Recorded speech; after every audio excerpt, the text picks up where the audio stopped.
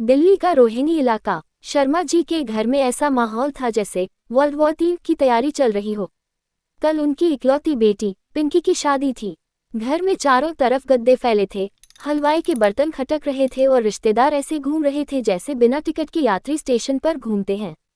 शर्मा जी का blood pressure आसमान छू रहा था और उनकी धर्मपत्नी मिसेज शर्मा पिछले 3 घंटे से एक ही डायलॉग रिपीट। तो पहले ही कहा था, 1 महीने पहले टेंट वाले को एडवांस दे दो। पड़ोस में रहने वाले वर्मा जी, जो शर्मा जी के जन्मजात दुश्मन थे, अपनी बालकनी से दूरबीन लगाकर इस पूरे तमाशे का लाइव प्रसारण देख रहे थे। तभी घर में एंट्री होती है शर्मा जी के भतीजे पिंटू की। पिंटू वो इंसान है जिसके हाथ में अगर सोना भी रख दो तो वो उसे पीतल में बदलकर ही वापस करेगा। शर्मा जी ने पिंटू को 2 सबसे अहम काम सौंपे थे। 1. दूल्हे के लिए शानदार सफेद घोड़ी लाना। 2. स्पेशल हलवाई को टाइम पर लेकर आना। पिंटू ने छाती ठोककर कहा, फूफा जी, आप बिल्कुल टेंशन मत लो। आपका पिंटू भाई जब मार्केट में उतरता है तो काम ऐसे होते हैं जैसे मक्खन पर गर्म चाकू। शर्मा जी ने भगवान का नाम लिया और मान लिया कि शायद पिंटू सुधर गया है। यह उनकी पहली गलती थी। शाम के 4 बजे थे। पिंटू जिस हलवाई त्रिलोकेश्वर को लाया था वह असल में 12वीं क्लास का एक फेल हुआ केमिस्ट्री का टीचर था जिसने पार्ट टाइम हलवाई का काम शुरू किया था। त्रिलोकेश्वर ने जलेबी की चाशनी में बेकिंग सोडा की जगह गलती से कोई ऐसा केमिकल मिला दिया जिसका नाम शायद उसे खुद नहीं पता था। नतीजा, कढ़ाई में जलेबियां ऐसे फूल रही थी जैसे उन्हें भटूरा बनने का शौक चढ़ गया हो। मिसेज शर्मा उन्हें देखकर रोने लगी। हाय राम, ये जलेबियां हैं या ट्रैक्टर के टायर? मेरे दामाद के घर वाले क्या सोचेंगे? पिंटू ने बड़े कॉन्फिडेंस से ज्ञान दिया। मामी जी, आप कुछ नहीं जानती। इसे मैक्रो जलेबी कहते हैं। आजकल इटली और पेरिस की शादियों में यही चल रहा है। एक खाओ, दिन भर का पेट फुल। रात के 8 बज चुके थे। बारात आने में सिर्फ आधा घंटा बचा था। शर्मा जी सूट बूट पहनकर चेहरे पर झूठी मुस्कान चिपकाए गेट पर खड़े थे। तभी पिंटू गली के मोड़ से एक जानवर खींचता हुआ लाया। शर्मा जी की आंखें फटी की फटी रह गईं। वो घोड़ी नहीं थी, वो एक हट्टी कट्टी काले रंग की देसी गाय थी जिसके सींगों पर गेंदे के फूल बंधे थे और पीठ पर एक लाल रंग का तौलिया रखा था। शर्मा जी का हाथ लगभग गले तक आ गया। हरामखोर, ये क्या है? मैंने सफेद घोड़ी मंगवाई थी, तू काली भैंस जैसी गाय ले आया। पिंटू मासूमियत से बोला।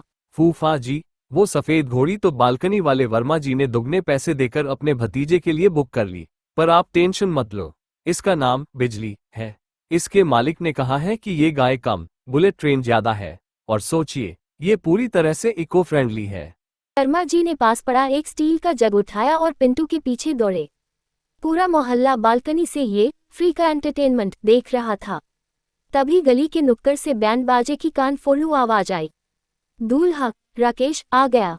राकेश एक सीधा साधा लड़का था जो देखने में ऐसा लगता था जैसे अभी अभी बैंक का फॉर्म भरकर आया हो। जब राकेश ने अपनी सवारी बिजली देखी तो वो ठिठक गया।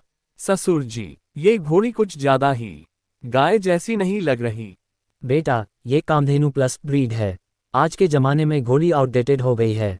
तुम बस बैठ जाओ, मुरादाबाद से स्पेशल मंगवाए है। दूल्हा जैसे तैसे गाय बिजली पर बैठ गया। तभी बैंड वालों ने अचानक फुल वॉल्यूम में नागिन डांस का म्यूजिक बजा दिया।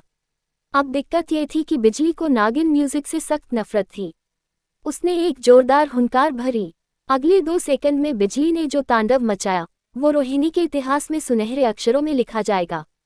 बिजली ने ऐसी छलांग मारी कि सीधा साधा दूल्हा हवा में 4 फीट ऊपर उछल गया।